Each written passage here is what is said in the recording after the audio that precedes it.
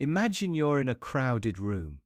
You barely know anyone. The energy is awkward.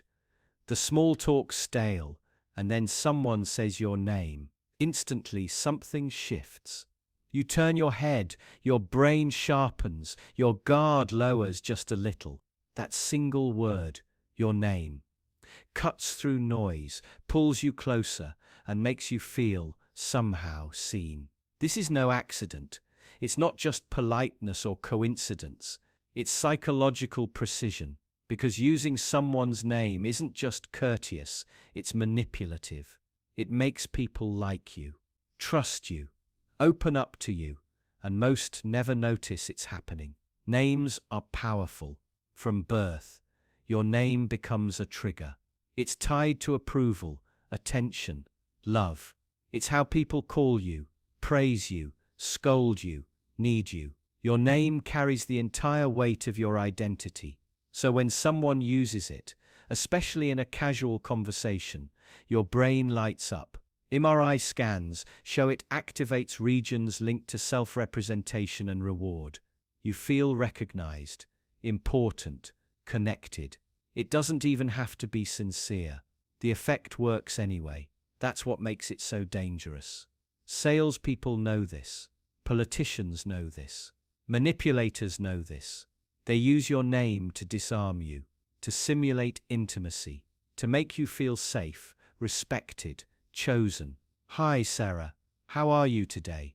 Doesn't sound suspicious, but it's crafted to slip past your defenses. Because the more you feel seen, the more you trust. The more you trust, the less you question.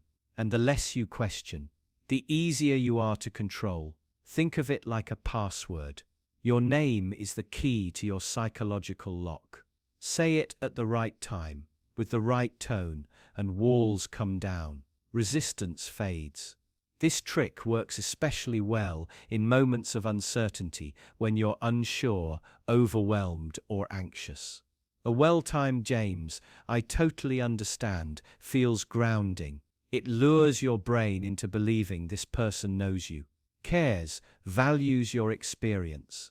But they don't have to know you at all. It's emotional mimicry, and it works. Even cults use this tactic. During initiation, new members hear their names often, repeated with warmth, paired with affirmation. Their sense of belonging skyrockets, and soon they confuse attention with love, control with care. Once that link is established, the manipulator doesn't need force, just familiarity. It's not limited to dark corners of society. You see it in customer service scripts. Thank you for holding, Mark. You see it in interviews. Emily, I'm glad you asked that. You even see it in dating. That soft repetition. You're right, Alex. I get you, Alex. Isn't just flirtation. It's psychological conditioning. And if you think you're too smart to fall for it, you're not. Because this trick doesn't appeal to logic. It appeals to wiring. It bypasses your intellect and whispers to your instincts. You matter. And everyone wants to matter. Even in arguments, the tactic shows up. Someone says your name mid-disagreement. Listen, Chris, and suddenly it feels less hostile, less abstract, more personal. You soften without realizing it. And if you resist, they just say it again. The effect multiplies with repetition. That's why you'll hear your name several times in persuasive speeches, negotiations, sales calls. Each use peels back a layer of distance until you feel like the speaker is talking directly to you, even if they're not. This isn't coincidence, it's scripting. But here's the darker twist. Once someone gains your trust using your name, they can attach anything to it. Alex, you're not like those other people. James, you're one of us now. Emily, I know you'll do the right thing. This is how influence is sealed. Your name becomes a hook to hang expectations on. Say yes, and you're not just agreeing. You're living up to an identity they've created for you. Say no, and it feels like betrayal, not of them, of yourself. That's how deep the trick cuts. So the next time someone uses your name, pause. Listen, not just to the word, but to the moment it arrives. Was it necessary? Was it authentic? Or was it a thread tugging at your trust? Because once you recognize the pattern, you take back control. You don't have to shut down or become paranoid. You just stop being passive. You stop giving away your openness for free. Your name is sacred. Treat it like that. Notice who uses it, when they use it, and most importantly, why. Because the people who like you most might be the ones pulling the deepest strings, and the people pulling strings almost always start by calling you by name. They just need you to feel close before they move you where they want you to go. You're not just being addressed, you're being positioned. You just didn't know it until now. Stay alert, because the next trick, it's even more invisible. And if you think this one was subtle, the next one plays with your perception of truth itself. You'll question not just others, but everything you believe about your own mind. You don't even notice it happening. Someone crosses their arms, and so do you. They lean in slightly. You do the same. Their smile widens, yours follows, and in that quiet, subtle mirroring, something clicks. You like them, you trust them, you don't know why, but they do. Because what just happened wasn't coincidence. It was calibration, unconscious alignment. And for those who know how to use it, it's one of the most powerful psychological levers in existence. It's called mirroring, and it works even when you're not aware it's happening. We mirror others because our brains are wired for connection. Deep in your neural architecture are cells called mirror neurons. They activate not only when you perform an action, but when you see someone else do it. It's how we learn, how we empathize, how we bond. But it's also how we're manipulated. When someone mirrors your posture, gestures, tone, or even breathing patterns, it creates a sense of familiarity, comfort, safety. Your brain, always scanning for social cues, quietly decides, they're like me, I belong. This illusion of similarity lowers your guard, and once that guard is down, influence becomes easy. You don't even feel it happening, but you comply more, agree faster, like more, trust deeper. And if the person doing the mirroring has intent, they can guide you anywhere they want. Think of high-level negotiators, skilled therapists, undercover agents. They don't talk their way into your mind.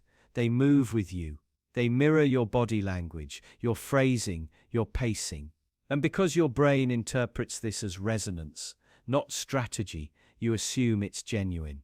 But it doesn't have to be. In fact, mirroring works even if the person doing it disagrees with you entirely. The trick isn't agreement, it's alignment. Make you feel seen, reflected, understood, then you'll follow. This tactic shows up in places you'd never expect. Customer service reps, trained to echo your frustration just enough. Ugh, that must be so annoying. Waiters who crouch slightly at your table so you don't feel dominated. Even political candidates adjust their gestures based on regional norms, shoulders relaxed in the Midwest, firmer posture on the coasts.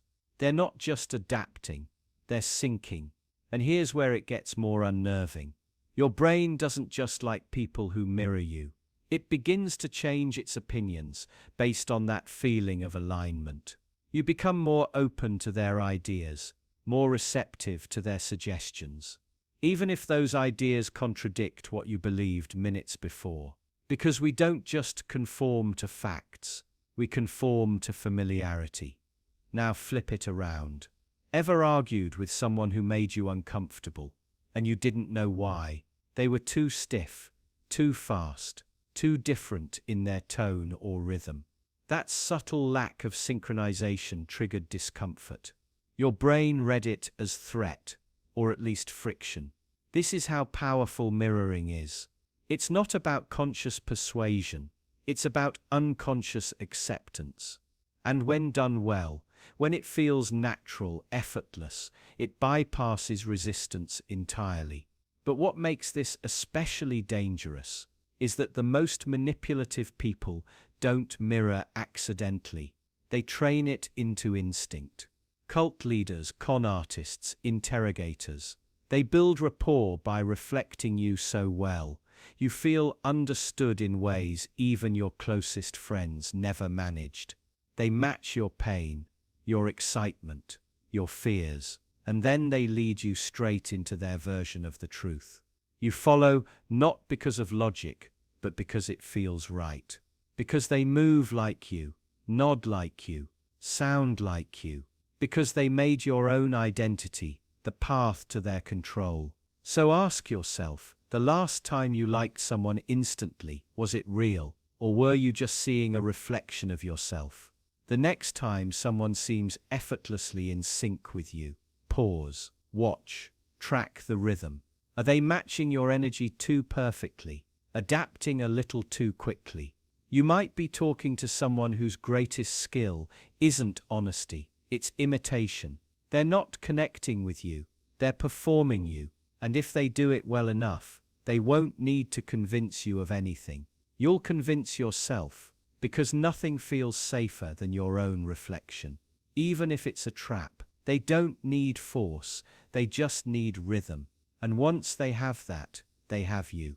What happens next isn't persuasion, it's choreography. You just don't realize you're dancing yet. But when you do, it might already be too late. Because if they've mirrored your movements, your tone, and your trust, then the next move you make might not be your own. And if that unsettles you, just wait until you see what happens when someone mirrors your emotions, not just your actions, but your soul. Imagine you're in a disagreement, tensions building, both sides bracing for impact. But instead of jumping in, the other person pauses. They look at you calmly and say, "Go ahead, you first." It feels polite, respectful, even generous. But it's a trap. Because the moment you speak first, you hand them the blueprint. Every word that leaves your mouth becomes material, ammunition, architecture for their next move. And if they know what they're doing, they won't argue against you. They'll use your own language to guide you exactly where they want you to go. This is one of the subtlest, most effective manipulation tactics. Speak last, use their words, because your words reveal more than you realize. They expose your framing, your priorities, your logic, your emotions. And once someone has that map, they don't need to push, they just redirect. You say, "I just want to feel heard." They nod and respond, "Exactly. That's why I think we should do this, because it helps both of us feel truly heard." But what they just proposed, it's not what you meant. It's not what you wanted. Yet it sounds right, because it's wrapped in your own words, your own language, your own emotional fingerprint, and that makes it hard to resist. This tactic shows up in negotiations constantly. The most experienced negotiators don't talk over you, they listen, patiently. Then they restate your goals in ways that subtly favor their position. You say, "I need flexibility." They say, "Totally understand. So if we lock this in now, you'll have all the flexibility you need within this range." Suddenly, flexibility now includes boundaries you didn't mention. But because it echoes your phrasing, it feels like a win. It's not. It's alignment by distortion. In sales, it's even more refined. A skilled salesperson doesn't pitch you their product. They wait. They listen as you explain your problem, and then they reflect it back with just enough spin. "You said you've been feeling overwhelmed working from home." Right. That's exactly why this desk is designed to create mental clarity. Just like you were describing. Notice the phrasing. Just like you were describing. It's not about features, it's about familiarity. The product becomes your idea. This technique also thrives in arguments. The manipulator listens not to understand, but to collect. Then they replay your words, selectively, strategically, to make you question your own stance. You said you didn't want to cause conflict, but now you're pushing this issue. Which one is it? Or worse, I'm just doing what you said you wanted. Why are you upset? Now you're the inconsistent one, the irrational one, because the frame has shifted from truth to perception. And perception, when reflected back in your own voice, is almost impossible to resist. Politicians use this constantly. They wait for the public to express fears, frustrations, dreams. Then they adopt that language, not to serve it, but to steer it. They don't tell you what to think. They wait for you to speak. Then they use your voice as their mask. It's brilliant, it's effective, and it's dangerous. Because when someone uses your words, it feels like agreement, it feels like connection, but it's control dressed as consent. The worst part, you won't see it coming, because they never attack, they absorb, they reflect. They seduce with empathy that isn't real, it's tactical. And once they've echoed you enough times, something strange happens. You trust them, not because of who they are, but because they sound like you. But remember, mimicry isn't truth. Reflection isn't respect. Just because someone echoes your words doesn't mean they honor your meaning. So the next time someone insists you go first, pause. Ask yourself why. Ask yourself what they're doing with your words after you say them. Because you might not be having a conversation. You might be feeding the script and the lines you give them. They'll use them to write your ending. Because when someone uses your voice against you, they don't need to overpower you. They just need to sound like you long enough for you to surrender voluntarily. So speak carefully, and listen even more carefully, because your next sentence might be the weapon they've been waiting for. And once it's out there, there's no pulling it back, especially when it's being used to beat you at your own game. Do you want the blue pill or the red one? Sounds like a choice, right? But what if both pills lead to the same outcome? What if the real choice, walk away, was never mentioned? That's the trick. The illusion of choice is one of the most effective forms of control, because when people believe they're deciding for themselves, they stop resisting. They let their guard down. They feel empowered, even when they're being steered. This tactic is called a false choice, and once you learn to see it, you'll notice it everywhere. It shows up in parenting. Do you want to brush your teeth before your bath or after? The child feels autonomous, like they've decided. But both options lead to the same goal: compliance, disguised as freedom. Politicians use it constantly. Do you want candidate A or candidate B? Never mind that both are funded by the same corporations. Never mind that neither represents the full spectrum of public needs. You feel like your vote matters, like you're steering the ship, when in reality you're just choosing the color of the steering wheel. It's the same in sales. Would you like the premium package or the standard? You weren't even planning to buy, but now you're picking between tiers. You've shifted from skepticism to selection, and in doing so, you've already bought in. That shift from resisting to choosing is the entire goal. Because choice, even when rigged, quiets rebellion. You see it in relationships too. Do you want to talk now or after you've calmed down? It sounds accommodating. It sounds respectful. But both paths lead to the same endpoint: control over the timing, tone, and terms of the conversation. You think you're being given space. What you're really being given is containment. The brilliance of this trick is that it uses your own instincts against you. As humans, we crave agency. We need to feel like we're in control. So when we're offered even the thinnest slice of choice, we grab it, even if the choice is meaningless. even if the outcome was already predetermined, because it feels better than facing the truth that we were boxed in from the start. This technique is so effective because it hides the real decision, the one that matters, behind a smokescreen of options. It shifts your focus from whether you want something to how you want it. And once your attention is there, you've already lost. You didn't choose, you were funneled. Even your resistance becomes part of the game. I don't want either option, and then they offer a third, still controlled, still narrow. But now it feels like a compromise, like you won something. But what you won was a role in a play that was never yours to write. Governments do this on a larger scale. We can either raise taxes or cut services. That's the framing. Those are the choices.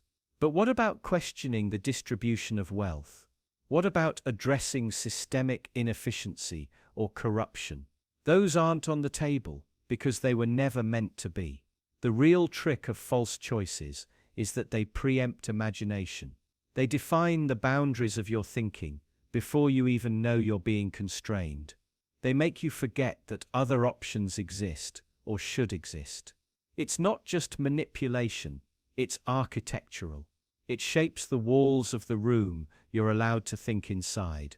And once you believe those walls are the whole world, you'll fight over which corner to stand in, never realizing you were supposed to tear the whole structure down. So next time you're offered a choice, stop.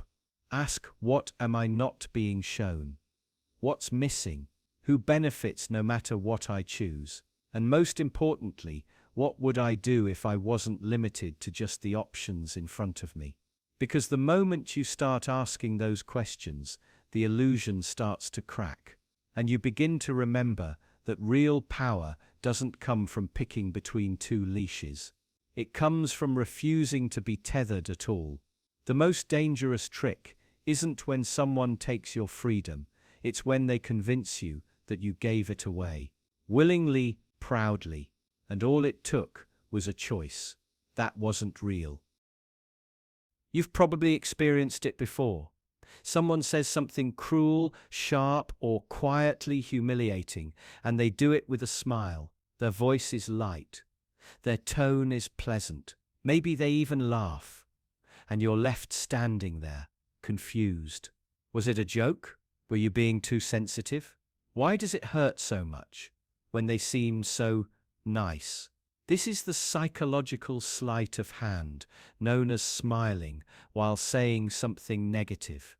And it's far more than just passive aggression. It's a deeply manipulative social maneuver designed to disarm you before you even realize you've been attacked. Smiling signals safety. From infancy, we associate it with warmth, acceptance, and approval. When someone smiles, our guard drops. Our brains release a tiny hit of oxytocin, the chemical of bonding and trust. So when that smile delivers a hidden jab, a quiet insult, a condescending remark, a subtle dismissal, your instincts are thrown into chaos. Because your body is reading safety, but your mind is registering threat. And that mismatch, it's where the real damage happens. The smiling assailant isn't just trying to be cruel, they're trying to deny you the ability to react. If you defend yourself, you're told you're overreacting. If you get angry, you're accused of being dramatic. If you call it out, you look like the aggressor. They've built the perfect trap, social politeness as a weapon. And the worst part, most people fall for it. Because smiling while being negative isn't just a personal tactic, it's a cultural one. It thrives in workplaces, families, and even romantic relationships. It's how power protects itself under the guise of civility. Your boss doesn't scream at you. They offer feedback with a grin. Your partner doesn't insult you. They tease because they're just being playful. The cruelty is buried beneath layers of charm and plausible deniability. You start to doubt your own perceptions. You start to silence your own instincts. Then that's the goal. This is emotional manipulation through presentation. The message is hostile, but the delivery is gentle. So you question your feelings instead of the person who caused them. You internalize the shame instead of recognizing the harm. But why does it work so well? Because we are socially conditioned to avoid conflict, especially when someone seems pleasant. We're trained to value politeness over honesty, to preserve harmony even at the cost of truth. And manipulators know this. They weaponize your fear of looking rude, your desire to be liked, your instinct to keep the peace. It's psychological camouflage. They hurt you in a way you're not allowed to protest. And over time, it changes you. You become hesitant, anxious, hyper-aware of tone and expression. You begin to scan for threats, not in what people say, but in how they say it. Every smile becomes a potential disguise. Every laugh a potential knife. This isn't just social discomfort. It's psychological erosion. Because when someone repeatedly delivers negativity through smiles, your brain learns not to trust itself. You doubt your own emotional radar, and that confusion leads to compliance. You tolerate the unacceptable. You rationalize the hurt. You convince yourself that it wasn't that bad. That's the real trick. Smiling while being negative isn't just about delivering an insult. It's about controlling your reaction to it. It's about building a world where people can hurt you and make you thank them for it. And it goes deeper. Think about how this shows up in systems, not just individuals. Politicians smile while justifying cruelty. Corporations smile while laying off thousands. Institutions smile while denying justice. The friendly veneer is not accidental. It's strategy, control through charm, oppression without outrage.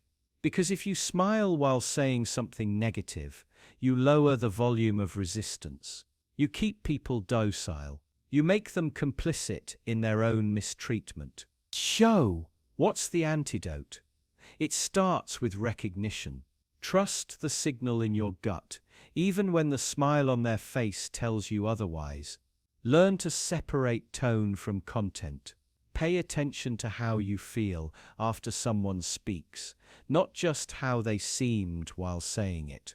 If it feels like an attack, it probably was, even if it came dressed as a compliment. Then more than that, learn to name it. Refuse to let the smile erase the sting. Don't let charm become a cover for cruelty. Because when you expose the trick, you break its power.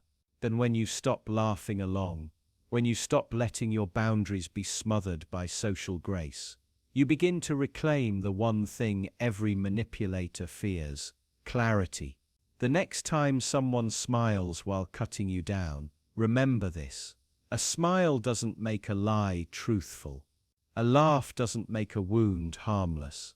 And a pleasant tone doesn't make manipulation acceptable. Just because it's said nicely doesn't mean it isn't meant to harm. That's the mask. But now you can see the face behind it. You noticed the smile, but now you know how to hear the knife behind it. Stay right here, because if someone can disarm you with a grin, keep listening to see what else they can do. The next one is far more dangerous. Repeat their words to build fake trust. Imagine you're pouring your heart out to someone, sharing something raw, something vulnerable, and they look at you, nod slowly and say, "So you're saying you feel like no one really hears you." Something clicks. It feels like understanding, recognition, trust. But what if it's just a trick? This technique, repeating someone's words back to them, is one of the oldest psychological sleights of hand. It's called reflective listening, and in the hands of a good therapist, it can be healing. But in the hands of a manipulator, it's camouflage, a counterfeit connection. It creates the illusion of intimacy without the substance of care. You think they understand you, but they're just echoing your language to gain your trust. See, humans are wired to feel safe around mirrors. When someone mimics your tone, your gestures, your words, it feels like kinship, like shared perspective, like truth. This reflex is ancient, buried deep in your neurology. It's how tribes bonded. It's how babies learn language. It's a signal of safety. So when someone reflects your words back to you, especially in moments of emotional intensity, your brain doesn't evaluate it. Logically, it just feels right, familiar, comforting. But this instinct can be hijacked. Manipulators use repetition, like a magician uses misdirection. They mirror your phrasing to build rapport, to disarm you. You say you're overwhelmed, and they say you're feeling like the world's too heavy right now. It feels supportive, it feels validating. But what if they're not listening at all? What if they're just storing your words like ammunition for later? Because that's the next move. Once they have your trust, your language becomes a leash. When someone repeats your words, they're not just mimicking you, they're gathering a vocabulary that can bypass your defenses. Later, they'll weaponize those exact phrases to make you comply, to guilt you, to twist your emotions back on themselves. You'll think you're being heard. But what's actually happening is far more sinister. You're being conditioned. This tactic thrives in manipulation-heavy environments: sales, politics, abusive relationships. Anywhere someone needs to win your trust quickly, without earning it slowly. They don't need to understand you. They just need to sound like they do. So how do you tell the difference? It's subtle. A real listener asks questions, clarifies. They're curious. They don't just echo, they expand. But the manipulator sticks close to the script. They replay your phrases, nod knowingly, and always seem to get it, just a little too quickly. Their empathy feels instantaneous, almost rehearsed, and that's because it is. This tactic isn't empathy, it's simulation, a psychological performance designed to slip under your radar. The more you talk, the more data they collect. The more they mirror, the more you trust. It's not connection, it's calibration. They're aligning their mask to match your emotions, your words, your needs. Not to help you, but to use you. This form of fake trust is especially dangerous because it feels so authentic. You begin opening up faster. You feel seen, heard, understood. So you stop being cautious. You stop guarding your boundaries. And that's exactly when they move in, with suggestions, with requests, with subtle pressure you mistake for advice because they get you. Remember. But what if they never did? It's disturbing, isn't it? That trust can be manufactured so easily. That something as sacred as emotional connection can be forged out of mimicry. But this is the nature of psychological manipulation. It doesn't need brute force. It doesn't need violence. It just needs you to believe. And the easiest way to make someone believe, say their own words back to them. Because people don't fall for lies. They fall for reflections. They fall for themselves. You think they're seeing you, but really you're just looking into a mirror, one they built to keep you occupied while they get what they came for. So next time someone repeats your words, pause. Ask yourself, are they expanding the conversation, or just replaying it? Are they responding with their own thoughts, or just mimicking yours? Are you building something real, or being pulled into something false? Because not every echo is empathy. Sometimes it's a trap, and if you're not careful, their reflection will become your reality. You'll confuse recognition for connection, repetition for trust, and by the time you realize what's happening, they'll already have what they wanted, and you'll be left wondering how it all felt so real. It's not mind control. Not exactly, but it's close. It's trust, hacked. And once they know the words that calm you down, light you up, or open you up, those words become keys, not to your heart, to your compliance. Stay alert, listen carefully. Not just to what's being said, but to how and why. Because the most convincing lies always sound like something you've already told yourself. And the most dangerous people, they just repeat them back to you. If you think words are harmless, wait until someone uses yours to rewrite your decisions. The next trick goes deeper, into the space where language doesn't just reflect your thoughts, but starts to create them. Stay with it. You're not out yet. Imagine you're standing in a room full of strangers. No one's sure what to do until one person steps forward, smiles and says, "Don't worry. Everyone does this." What happens next isn't a debate. It's not a vote. It's compliance. Quiet, immediate, unquestioned. You follow because it feels safe. You follow because it feels normal. But mostly, you follow because you've just been shown a shortcut to safety. Social proof is the psychological hack that lets your brain outsource decision-making. It's a mental cheat code. If others are doing it, it must be right, or at least not dangerous. But here's the catch. This instinct is ancient. It was forged in tribes, in jungles, in survival scenarios where being the outlier meant being the outcast. And back then, that could get you killed. But now it gets you manipulated. Advertisers, politicians, and social engineers know this, and they use it every day. Not with force, not with threats, but with those 4 magic words. Everyone does this. Think of the laugh tracks in sitcoms. Nobody's actually in your living room, laughing with you.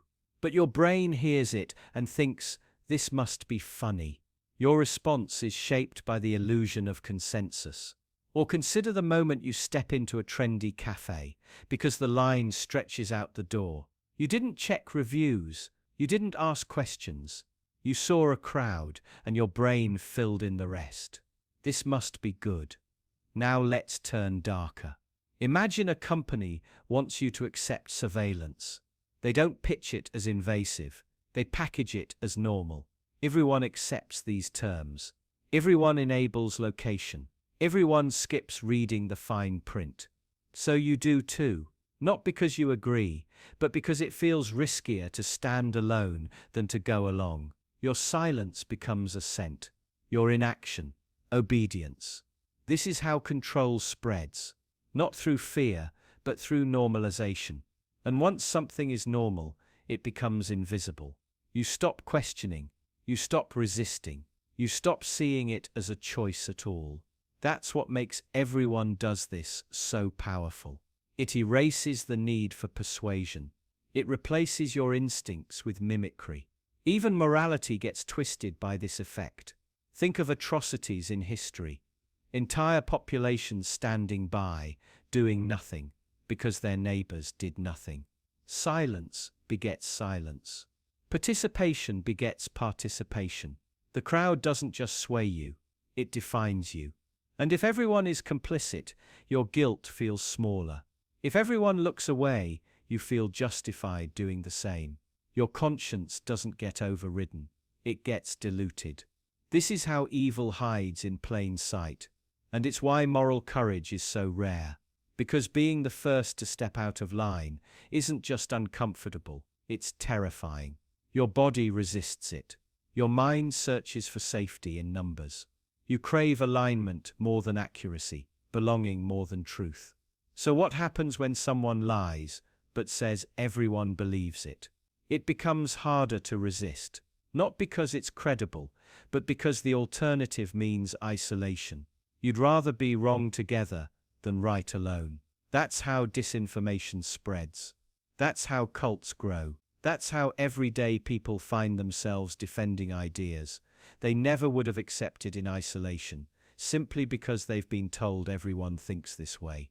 And if you think you're immune, consider this. You already follow trends you didn't start, hold beliefs you never questioned, and use language you didn't invent. The herd is always nudging you, quietly, relentlessly. So the next time someone says everyone does this, pause.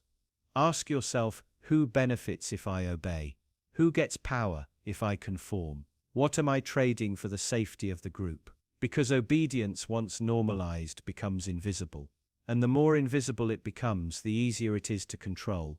You didn't choose most of your behaviors. You inherited them, imitated them, absorbed them through 1,000 subtle cues. But you can choose this the moment you stop and ask why. That tiny crack in the pattern, that moment of doubt, that's how control is broken.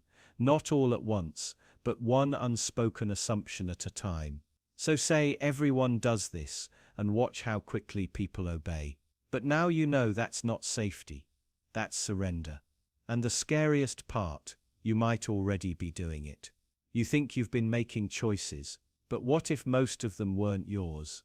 What happens when you stop pretending you're in control and start noticing who really is? It starts with a compliment, a soft nod of approval, a warm smile. Words like, "You're really good at this," or "I don't know what I'd do without you." It feels harmless. In fact, it feels good. And that's the point. Compliments disarm you. They lower your defenses. They trigger a subtle but powerful chemical shift.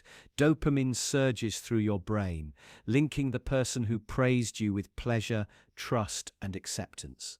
And in that moment, something shifts. You're not just feeling appreciated, you're feeling loyal. Now imagine this happens at work.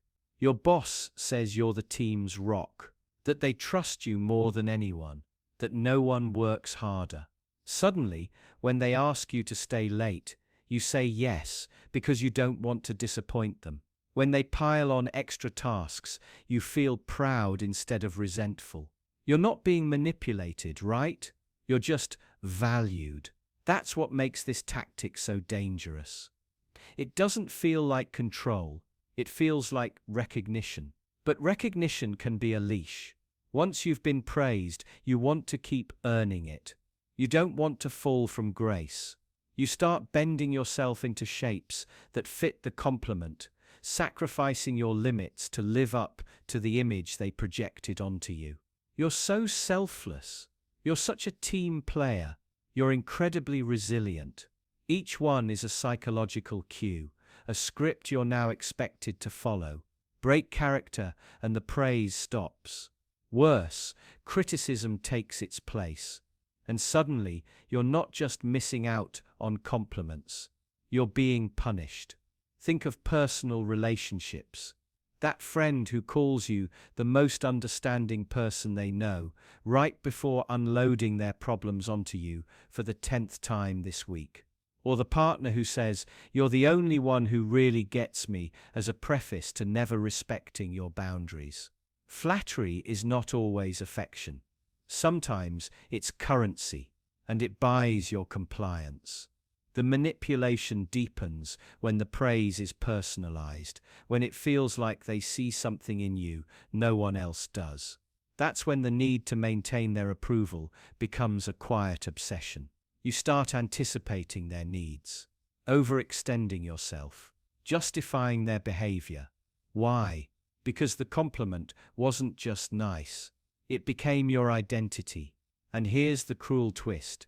If they want more control, they don't even need to keep complimenting you. They just need to withdraw it. Silence where there was once praise. A neutral tone. A vague sense that you're not doing enough. That maybe you've changed. Now you're chasing the approval you once received effortlessly. You work harder. Try more. Apologize more. You contort yourself just to feel worthy again. That's not affection. That's behavioral conditioning. Psychologists call it intermittent reinforcement. When rewards are given unpredictably, we crave them more. Just like a gambler chasing a win, or a child craving a parent's elusive praise. It keeps you hooked, and it keeps you obedient. This tactic is common in cults too. New recruits are showered with attention, validation, even love. They're told they're special, chosen, different. And when they start to believe it, When their self-worth becomes entwined with the cult's approval, that's when the demands begin. The same happens in abusive relationships. The abuser starts with charm, praise, over-the-top affection. It's called love bombing. But eventually, the warmth cools, the love is rationed, conditional, and the victim will do anything to feel that affection again, even if it means tolerating cruelty. Compliments don't always come with strings attached. But when they do, the strings are invisible, until you're already tangled in them. You think you're appreciated, but you're being trained. You think you're respected, but you're being shaped. You think you're in control, but you're being controlled. And here's the most chilling part. This kind of manipulation is socially acceptable. Even praised, we call it leadership, motivation, charisma. We reward those who master it. We elevate them. We rarely question their intentions, because they're so good at making us feel seen. But ask yourself this: who benefits from the compliment? Who gains power the moment you start bending yourself to fit it?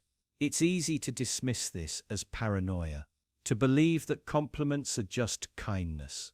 But when praise starts to shape your behavior, when you feel compelled, obligated, indebted, that's no longer kindness. That's control. And the most effective control never feels like control. It feels like love, like belonging, like meaning. It feels like you're finally enough, until one day you're not. If someone knows exactly what to say to make you feel validated, they already know what to say to make you feel worthless. So next time you're complimented, pause, feel the warmth, but also ask, what are they getting from this? Because the moment you crave the praise is the moment you give them the power, and power once given is never taken back easily. You think you're being appreciated, but what if you're just being programmed? If your worth is built on someone else's praise, what happens when they take it away? That's not empowerment, that's dependency.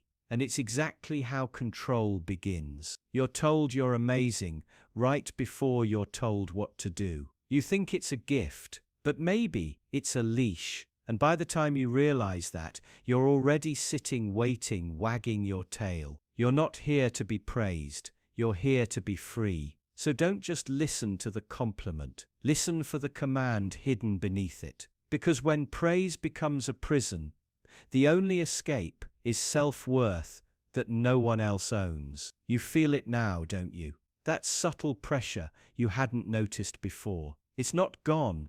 It's just hiding behind a smile. And the scariest part, you thanked them for it. They gave you a leash, and you called it love. They praised you, and you handed them control. The question is, will you take it back? You should, because someone's about to see just how easy you are to manage. You were flattered into obedience. What else are you willing to surrender? Stay right here, because the next thing you're about to hear, it's the kind of insight they really don't want you to know.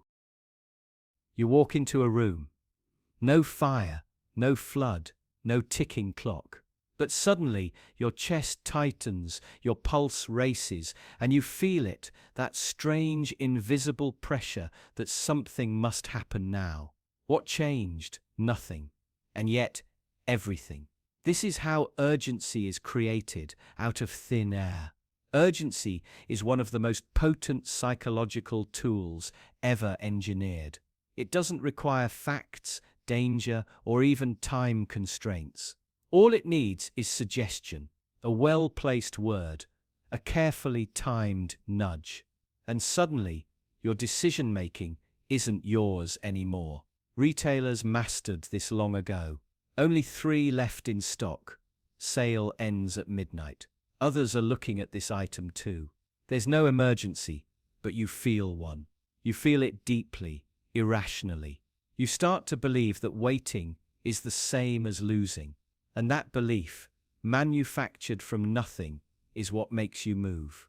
But this isn't just sales tactics. It's psychological engineering. It's about bypassing the logical brain and tapping directly into survival instincts. The part of your brain that evolved to avoid predators now reacts to digital timers and artificial scarcity. You don't weigh pros and cons. You don't pause. You act. This artificial urgency is everywhere. In the workplace, it shows up as fake deadlines, sudden crises, and exaggerated consequences. We need this ASAP. This can't wait. But dig deeper. Why can't it wait? Who decided that? More often than not, there's no real emergency, just pressure masquerading as necessity.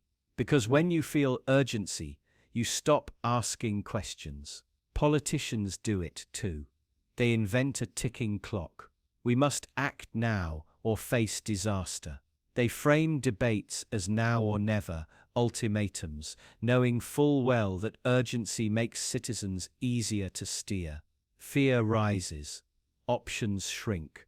Obedience follows. Even your relationships aren't immune. Urgency is used to manipulate your time, your attention, your guilt. Ever had someone say, "If you really cared, you'd do this now"? That's not affection. It's urgency used as leverage. A tool to override your boundaries and twist your priorities. And it works, because urgency feels real. It overrides the calm, questioning part of your mind. It triggers a chemical response, cortisol, adrenaline, turning abstract ideas into perceived threats. That's why a countdown timer on a screen can make your heart race like a lion's chasing you. But here's the catch. Most of the time, there is no lion. The room is calm, the threat is imagined, and yet your body is bracing for battle. This is the genius of manufactured urgency. It doesn't require truth. It just needs your attention, your panic, your compliance. And once you fall for it, you begin to internalize it. You start rushing through decisions, even when no one is rushing you. You treat every email like it's a crisis, every pings like it's urgent. You become addicted to the adrenaline, the illusion of high-stakes importance. Soon you're living in a state of constant alert, not because the world demands it, but because you've been conditioned to expect it. And here's where it gets dangerous. When urgency becomes a habit, critical thinking dies, reflection dies, creativity dies. All you have room for is reaction. And the people who benefit from this, they love it. Because a population that reacts can be guided, molded, sold to, manipulated. They don't need force. They don't need facts. They just need you to feel like every second matters, even when it doesn't. So how do you fight back? You recognize the signs. You pause. You question. When you feel that internal rush, stop. Ask, is this real, or am I being triggered? Because real urgency is rare. It's the exception, not the rule. Most of what you're told can't wait. Absolutely can. And once you see that, once you stop reacting to every invented fire drill, you reclaim something that's been stolen from you, your calm, your clarity, your ability to choose freely. The urgency was never real, but your freedom to choose, that always was. And once you realize that, they can't control you with panic anymore. You've just broken the illusion. But the people who engineered it, they're not done with you yet. They have other tricks, more subtle, more seductive, and they're already working on your next reaction. So ask yourself, are you ready to see them too? Because the most dangerous tricks are the ones that feel like your own idea. They say the best things in life are free. But what if that's exactly the trap? Imagine this. You walk into a store and someone hands you a free sample, just a bite. Harmless, generous. You smile, thank them, and move on. But an hour later, you're standing at the checkout with a full box of the very product you never intended to buy. Why? Because something subtle happened. The free gift wasn't a gift. It was bait. This is the rule behind one of the most effective forms of psychological manipulation in existence. Offer something for nothing, then hook them. Free is never free. Free is the beginning of control. The moment you accept something, even something tiny, your brain starts a quiet process of rationalization. You want to reciprocate. You want to justify the gift. You feel a strange obligation, a pull you can't quite explain. It's called the reciprocity principle, and it's powerful enough to make people say yes to things they'd otherwise reject. This isn't just theory, it's everywhere. Walk through a mall, and you're offered a free lotion sample. What you're really being given is a psychological nudge. You feel indebted. You're more likely to linger, more likely to engage, more likely to buy, and you'll never realize why. In politics, this trick turns even more sinister. A campaign offers a free bumper sticker, a hat, a pen, nothing major. But now that you've accepted something, even something meaningless, you've unknowingly signaled loyalty. You're more likely to defend that politician, more likely to vote for them, more likely to filter information in their favor, because you've already taken a side, even if you didn't mean to. In digital life, the same mechanism takes shape with far greater sophistication. Apps give you free trials. Social platforms offer unlimited access. You get features, content, even emotional validation. All free.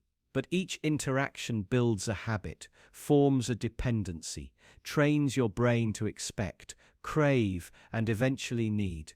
And once that hook is in deep enough, the real cost begins. You pay with your time, your data, your attention, your privacy. The hook tightens, and the price keeps rising. Even relationships use this dynamic. Think about love bombing, an intense burst of affection, gifts, attention, promises, all at no cost to you. It feels magical, generous, irresistible. But soon the shift happens. The free gifts become leverage. The affection becomes currency. And suddenly, you're trapped in a cycle of control disguised as love. Because the rule is simple. Once someone gives you something, they own a piece of you. And the scariest part, it works best on people who believe they're immune. Those who pride themselves on being rational, independent, skeptical. Because once the free offer is accepted, even skeptics fall prey to the invisible obligation they didn't know they were agreeing to. This is why marketers, cult leaders, tech companies, and con artists all use the same tactic. Not because it's flashy, but because it's invisible. It bypasses logic. It slips beneath your conscious awareness and rewires how you behave. And here's the twist that makes this even more disturbing. The more valuable you think the free gift is, the more control it exerts over you. When Google offers free email, cloud storage, and search tools, it's not generosity, it's strategy. You're not the customer, you're the product. Your data, your habits, your mind, those are the assets. And yet, because it was free, you welcomed it. You thanked it. You invited the hook into your life. Free is the most seductive form of manipulation because it disguises itself as kindness. But its real purpose is to bypass consent. By the time you notice, it's too late. And so, the next time someone offers you something for nothing, pause. Ask yourself why. Ask what they stand to gain. Because in a world built on hidden transactions, every free thing has a hidden cost. And the more harmless it seems, the deeper the hook might be. What you accept shapes what you owe. What you owe shapes what you do. And what you do, over time, becomes who you are. So the question is, how much of you is owned by what you thought was free? You can still feel the strings, can't you? And if you follow them, what do you think you'll find at the other end? Because once you start pulling, you might realize just how many of your choices were never really yours to begin with. You've only seen one trick. There are dozens more, and they're even harder to spot. Stay with me, because what's coming next will make you question everything you've ever trusted. Imagine someone you barely know asks for a small favor. Maybe it's to help them move a few boxes, write a quick email, or lend them a few dollars. It seems harmless. You agree without thinking much of it. After all, it's minor, low cost, almost thoughtless. But what you don't realize is that the real favor hasn't been asked yet. This is the foot in the door technique, and it's one of the most powerful psychological tactics used in everyday life. By saying yes to something small, you unknowingly reset your own internal boundaries. You begin to see yourself as helpful, agreeable, cooperative. And once you've committed to that identity, even in a tiny way, it becomes harder to say no to a larger request later. Because now, refusing would contradict who you think you are. You've been primed. Social psychologists have studied this for decades. In one famous experiment, researchers asked homeowners to put a small sticker in their window that supported safe driving. Weeks later, those same people were far more likely to agree to install a massive, ugly billboard in their yard promoting the same cause. Why? Because they'd already identified themselves as someone who supports the message. The small favor rewrote their self-image, and the bigger ask slipped in quietly through the door they didn't realize they'd opened. But this isn't just theory.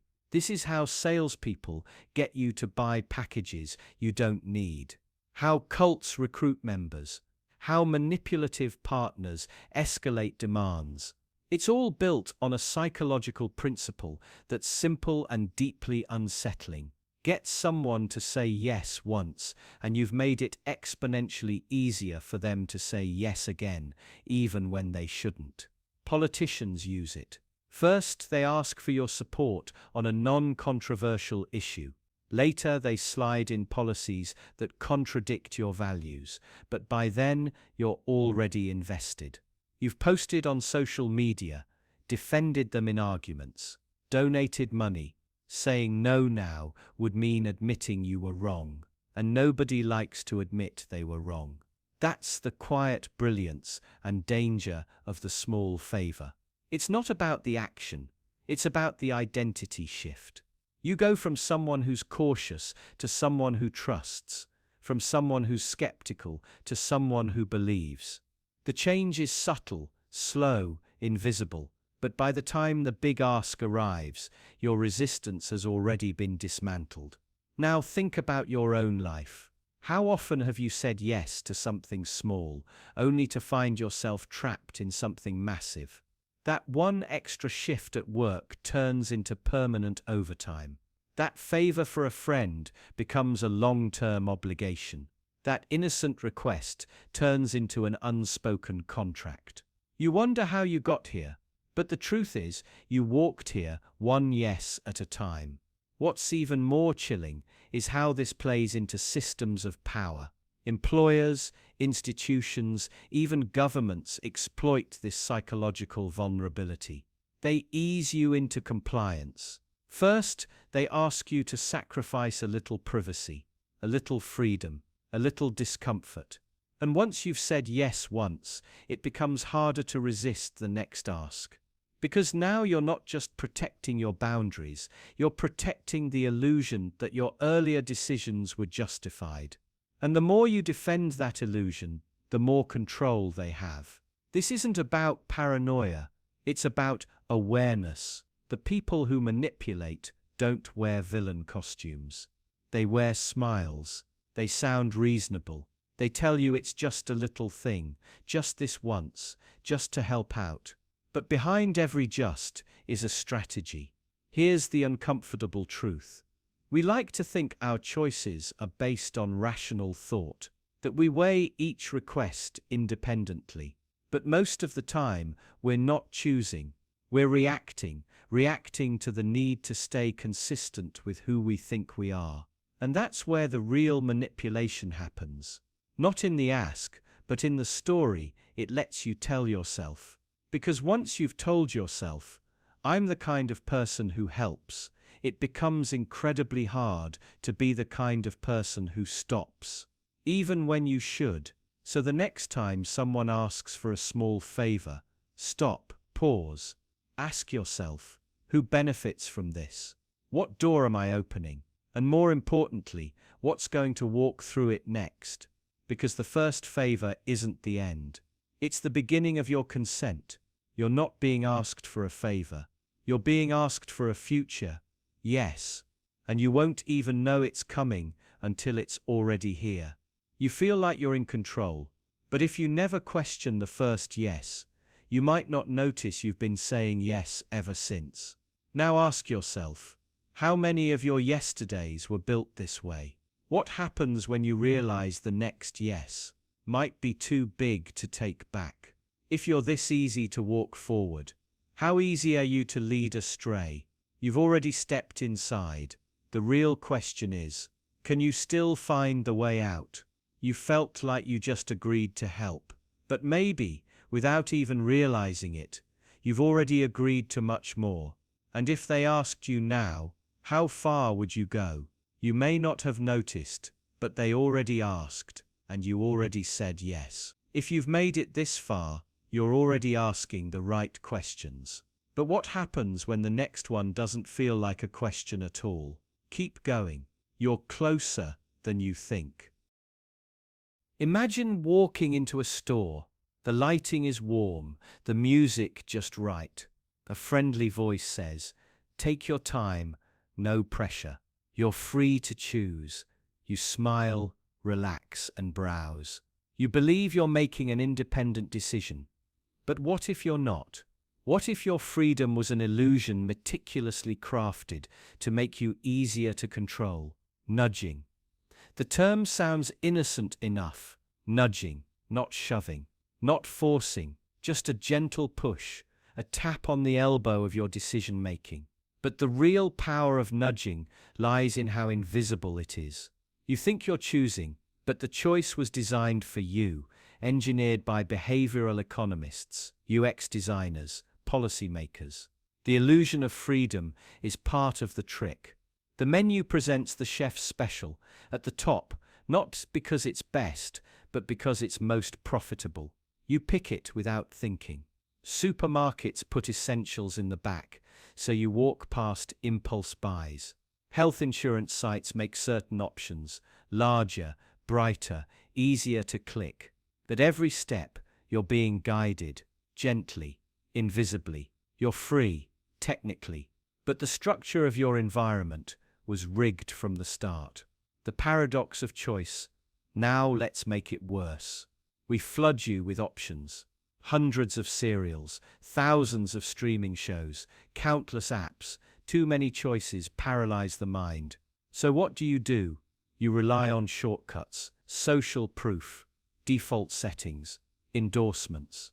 You pick what others pick. You trust the default box checked on. You follow the crowd because your brain is exhausted by the buffet of options. And again, someone already anticipated this. They made sure the default benefits them. They positioned what they want you to choose, right where your eyes will land. You feel empowered, but you're being steered. And the worst part, you thank them for it. The friendly tyrant. The most effective manipulation doesn't feel like manipulation. It feels like kindness. Don't worry. We already pre-selected the best option for you. We've simplified the process to make it easier. You don't have to think too hard. We've got you. It's soothing, it's efficient, but it's also a soft dictatorship. You're told you're free, but you're rarely free to question the system itself. You're free within the confines of their architecture, like being allowed to rearrange furniture in a prison cell. And when you hesitate, when you ask if you're really in control, they smile and say it again. Of course you are. You're free to choose. The illusion of autonomy. The illusion works best when you believe you're immune. I see through the ads. I'm not that easily influenced. But here's the trap. The smarter you are, the more confident you become in your immunity. And that confidence makes you even more vulnerable. Because nudges don't aim for logic. They target instincts, attention spans, patterns of behavior. They operate in the background, manipulating how you feel, not how you think. And so your choices still aren't yours. They're rehearsed reactions to environments you didn't design, shaped by algorithms you've never met, in service of agendas you don't even see. Compliance through consent. Now think politically, legally, ethically. You're told voting is a choice, but ballots are pre-filtered. Candidates pre-approved by wealth and power. The policies that affect you most aren't voted on. They're baked into systems too complex to decode. You're told your data is collected with your consent. You clicked, I agree, didn't you? But the document was 12 pages of legal jargon. You didn't read it. You didn't understand it. But still, you chose. This is how control now operates. Not through force, but through the performance of freedom, through choreographed consent, through the mask of empowerment. Say yes when you're ready. But your refusal was never really an option. The soft cage. This is the new architecture of control. No chains, no guns, no explicit threats. Just frictionless pathways leading exactly where they want you to go. Every choice is a hallway with only one real door. Every freedom comes with an asterisk. And every time you feel in control, you're just a little more obedient. Because when control comes wrapped in the language of choice, it becomes almost impossible to resist. You say yes, not because you were forced, but because it never even occurred to you to say no. You weren't coerced. You were convinced. You were nudged. And that makes it even more terrifying, because the next time someone says you're free to choose, your first instinct won't be skepticism. It'll be gratitude. You still think you're the one making the decision. But who taught you what to want? Who showed you the menu? Who built the room? And more importantly, why? They never had to take your freedom. They just had to make you thankful you still had it. You might not even realize you're in a cage because the bars are padded, the doors unlocked, and the sign above reads, "Welcome, make yourself at home." You won't want to leave. Why would you? You chose this, remember. You're free to choose, aren't you? You won't know for sure unless you try to walk away. But by then, it might be too late. You've already convinced yourself that staying was your idea. You've already said thank you. And the moment you did, the door clicked shut behind you. You just didn't hear it. You were too busy feeling free. You think you've reached the end of the trick. But the most convincing illusions never announce their finale. They just pull you deeper. So stay sharp, because the next reveal is even harder to see. Have you ever noticed what happens when you lightly touch someone's arm during a conversation? It's subtle, barely perceptible, but something shifts. They lean in, they nod more, they listen just a little closer. This isn't magic. It's manipulation. Welcome to one of the simplest, most overlooked tools of psychological influence. Touch. Their arm. They'll listen more. Touch is pre-verbal. Before we had words, we had hands. Comforting, warning, guiding, asserting. Every culture, every species uses touch to communicate something deeper than language allows. When you touch someone's arm during a conversation, just a brief, light touch, it sends a powerful signal. It bypasses logic. It doesn't ask for permission. It simply whispers to the nervous system, "Trust me." And most people do, instantly, automatically. They don't know why, but their body does. Physical touch activates oxytocin, the so-called bonding hormone. It creates feelings of closeness, intimacy, and safety. Even if the touch lasts less than a second, the emotional residue lingers. and that residue makes your words stick. This isn't just theory. Studies have shown waiters who lightly touch customers earn higher tips. Job interviewees who touch the interviewer strategically, respectfully, are rated more positively.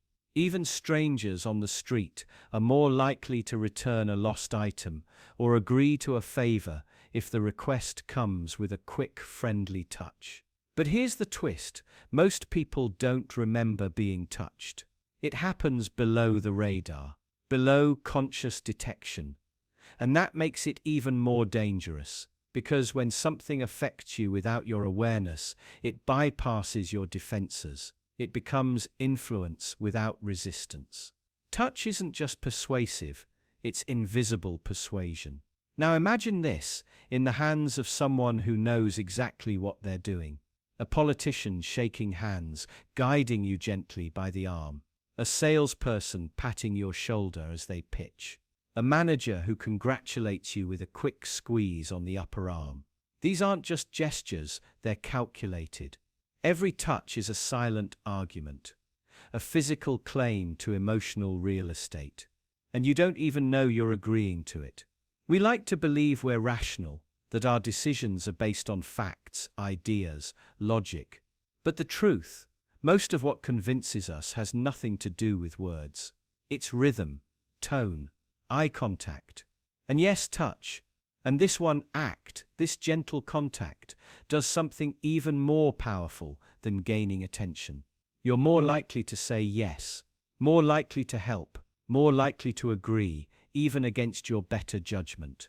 All from a single touch. But the effect is asymmetric. The person doing the touching is in control. They initiate, they choose the moment, they manage the context. The one being touched is passive, receiving, open.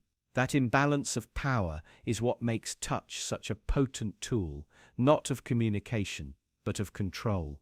And here's where it gets even darker.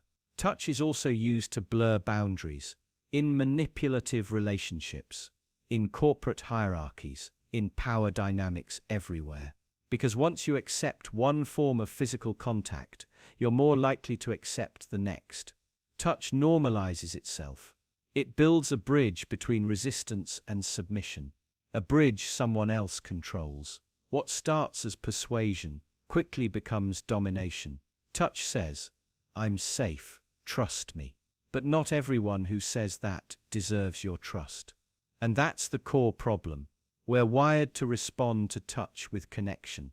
But we live in a world where connection can be manufactured, simulated, exploited. So next time someone touches your arm, ask yourself, was that comfort or control? Because in a world where the tiniest gesture can sway your choices, your defenses must be sharper than ever. You're not just being persuaded, you're being handled. You won't see it coming. You won't know it happened. But you will listen more. You will agree more. You will comply. And the scariest part, you'll think it was your idea. That touch wasn't innocent. It was strategy wrapped in skin. And you never stood a chance. They already know how to reach you, literally. So ask yourself, how many decisions in your life weren't truly yours?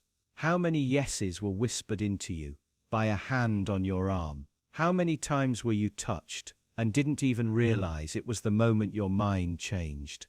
And now that you know, what will you do the next time someone reaches out? Will you listen, or will you finally see? You were never just being touched, you were being tuned, and you've been in tune with them ever since. You felt the touch, now feel the implications. You're only beginning to notice how deep this influence runs. What if the next technique is even harder to spot, and even harder to resist? Imagine you're losing an argument, not just emotionally, but logically.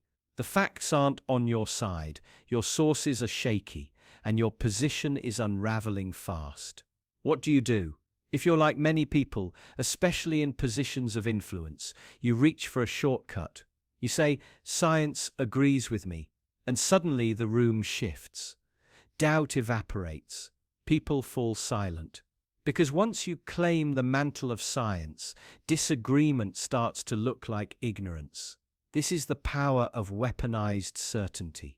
You don't need evidence. You just need the right tone, the right vocabulary, and the cultural reverence for the word science. It doesn't even matter what the actual data says. As long as your audience believes science is on your side, you've already won. It works because most people don't read scientific studies. They don't know how to parse methodology, detect cherry picking, or notice statistical manipulation. All they hear is the claim: studies show, experts agree. The data is clear. These phrases are hypnotic. They shut down curiosity. They freeze independent thought. Science becomes a bludgeon, not a tool for discovery. And the scariest part, it often works better when the science doesn't support you, because now you're free to distort it, simplify it, dress it up in just enough technical language to intimidate anyone who might question you. You don't even have to lie, just exaggerate a correlation here, ignore a contradictory study there. It's not hard, especially when no one checks. The phrase "follow the science" has become a moral shield, a way to elevate opinions into untouchable truths. But real science isn't a monolith. It's messy, it evolves, it thrives on doubt, on debate, on skepticism. The moment science becomes a fixed answer, it stops being science. This isn't just an academic problem, it's a psychological one. Because when people hear that science supports a belief, they don't just accept it intellectually, they absorb it emotionally. It becomes part of their identity. Now, to question the claim is to question their intelligence, their morality, their sense of self. And that's when control becomes effortless. Imagine a politician pushing a policy. It's controversial, maybe even dangerous. But instead of defending it ethically, they frame it as scientific necessity. They invoke climate models, epidemiology, economic studies, whatever fits. Now, opposition isn't just disagreement, it's anti-science. Backward, stupid, irresponsible. This trick works in reverse too. Want to discredit someone? Say their beliefs are pseudo-scientific. Label their views debunked. You don't need to actually engage with the ideas, just attack their credibility through the lens of science, and the crowd will turn against them instantly. What you're seeing isn't truth, it's narrative dressed in a lab coat, and the more complex the issue, the easier it is to manipulate, because in complex fields, nutrition, psychology, economics, science rarely provides a single answer. It's a web of probabilities, caveats, and limitations. But those don't make good sound bites, so they're stripped away, leaving you with something clean, clear, and misleading. Even corporations do it. Want to sell a product? Add a line about it being clinically tested or scientifically proven. No one asks which clinic or what was proven. The claim alone triggers trust. Because we've been conditioned to believe that science is the ultimate authority, even when we don't understand what it's saying. This isn't a critique of science itself. Real science is vital. It's how we discover truth. But using the idea of science as a rhetorical weapon, that's manipulation. That's mind control. And here's the darkest part. The more someone wants to control your behavior, the more they'll insist that their version of science is the only version. That disagreement is dangerous. That you should stop thinking and start obeying. Because when people stop asking questions, they become easy to manage. So next time someone claims that science supports them, pause, ask what kind of science. Ask who did the study, how it was funded, what the margins of error were. Ask what's being left out. Ask if the claim would hold up under scrutiny, or if it's just another illusion designed to end the conversation before it begins. Because real science isn't afraid of questions, but propaganda always is. They count on you to never ask. They hope you'll be too polite, too overwhelmed, or too self-doubting to challenge their authority. That's how the lie survives. Wrapped in credibility, guarded by fear, cloaked in trust. So claim science supports you, even if it doesn't. Because for those in power, truth isn't what matters. Belief is. And belief is easy to manufacture when people stop thinking for themselves. But you haven't stopped thinking, have you? Because if you have, you've already lost. They're betting you won't notice what's coming next. But what if you do? What if you can see the pattern forming before it snaps shut around you? Would you still believe the voice that claims to speak for truth? Or would you finally start asking the questions they're most afraid of? You're closer than they want you to be. Stay right there. Keep going. There's something else they hope you'll never figure out. Imagine you walk into a room and someone looks at you, not just a glance, but a gaze that cuts straight through the mask you wear every day. They say something that captures your struggle so precisely, it feels like they've been reading your mind. You freeze, because in that moment, you feel it. The rare, almost sacred sensation of being seen. That feeling is addictive, not in a chemical way, but in a deeply psychological one. To be seen is to feel validated, real, human.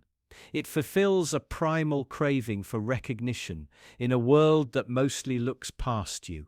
But that's also what makes it dangerous, because being seen can be the first step in being sold. Marketers, cult leaders, politicians, they all understand one core principle. Before people will follow you, before they'll buy from you, they need to feel like you understand them, that you see their pain, their fear, their unmet needs. So they build narratives, personas and brands designed not to inform you, but to reflect you. Think of those late-night infomercials. They don't start by selling a product. They start by diagnosing a problem. Do you struggle with sleep? Do you toss and turn, plagued by anxiety and stress? They describe your suffering in vivid detail. And because they name your pain, they earn your trust. Once you trust them, you're open, vulnerable. And then they do what they've been planning all along. They offer the fix. This is the manipulation buried inside empathy. The better someone can describe your internal struggle, the more power they have over you. They don't need credentials. They don't need logic. They just need to convince you they understand. The moment they do, you stop questioning their authority. You surrender your skepticism. Because anyone who sees you so clearly must be telling the truth. Right, wrong. Empathy isn't always pure. Sometimes it's weaponized. Emotional mirroring becomes psychological bait. They mirror your pain, and once you're hooked, they sell you the solution. Whether it's a self-help course, a political ideology, or a belief system that keeps you compliant. This tactic isn't just used by sleazy advertisers. It's everywhere. Politicians use it in speeches. Therapists who cross ethical lines.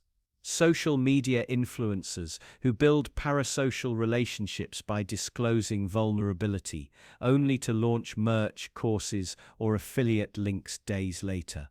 They make you feel seen, then sell you the fix. The trick works because it bypasses logic. You're not buying a product, you're buying relief. You're buying the promise that someone somewhere finally understands what you're going through and that they can make it stop. But here's the dangerous part. That fix often doesn't fix anything. It just prolongs your dependence. Because if someone can define your pain, they can redefine it endlessly. They can invent new fears, new insecurities, new flaws in need of correction. The mirror they held up to reflect you becomes a funhouse distortion. You start to see yourself not as you are, but as they need you to be broken enough to need saving, but hopeful enough to keep buying. You see this in wellness culture, in productivity hacks, in lifestyle coaching. Each industry thrives on the illusion of insight. Your anxiety, your feeling of being stuck. Then they sell you planners, supplements, journals, anything but structural change. Anything but truth, and you keep coming back because they see you. But do they really, or are they just reflecting the parts of you that can be monetized? To be seen is powerful. But it's also dangerous when the one seeing you has an agenda, because not all empathy is empathy. Some of it is market research, some of it is behavioral profiling, and some of it is cold, calculated manipulation, wearing the mask of concern. So ask yourself, when someone makes you feel seen, what comes next? Do they empower you, or do they sell to you? Do they help you heal, or do they hook you deeper into a cycle of perpetual dissatisfaction? Being seen isn't enough. You have to see them too. See what they want. See what they gain from your vulnerability. Because sometimes the most dangerous lies come wrapped in recognition. And once you realize that, you can finally ask the harder question. Do you want to be understood, or do you just want to be sold? Because the price of feeling seen might just be your autonomy. You thought you were connecting, but maybe you were just converting. So stay sharp, stay skeptical. And remember, not every mirror is a window. You're not the only one being studied. You're not the only one being sold. You're just the one being softened. If they've already named your pain, you can bet they've already packaged the cure. You didn't ask for the performance, but you still might pay for the ticket. You've got their attention now, but the question is, what do they want in return?